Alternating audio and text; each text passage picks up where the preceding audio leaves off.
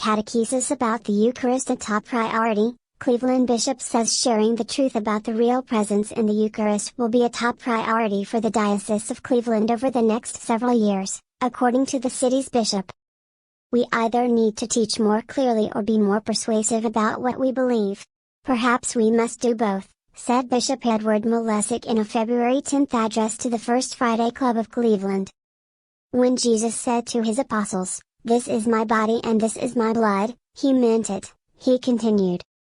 A 2019 Pew Research study found that just 31% of U.S. Catholics they surveyed believe that the bread and wine used in the Eucharist, through a process called transubstantiation, become the body and blood of Christ, a fundamental teaching central to the Catholic faith, known as the real presence. 69% of Catholics that Pew surveyed reported their belief that the bread and wine used during the Eucharist are symbols of the body and blood of Jesus Christ.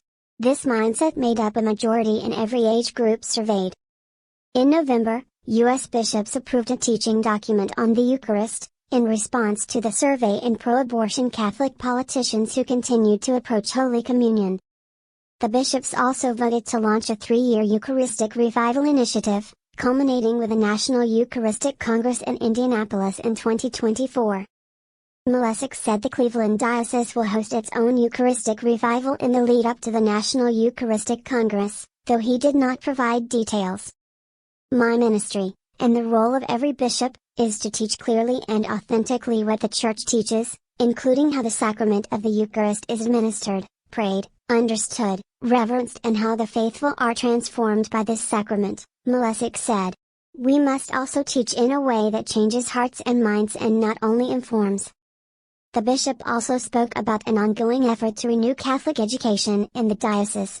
A task force is currently reviewing educational practices in diocesan elementary schools and will present a strategic plan to Malesic in the coming months. The diocese plans to begin implementing the strategic plan in the 2022 to 2023 school year. We have a unique opportunity to set a course for the next 5 to 10 years and really work to stabilize Catholic elementary schools and help balance the resources in a more equitable manner, focusing on the needs of our children that only a Catholic education can provide, even for those who are not of the Catholic faith, Malesic said.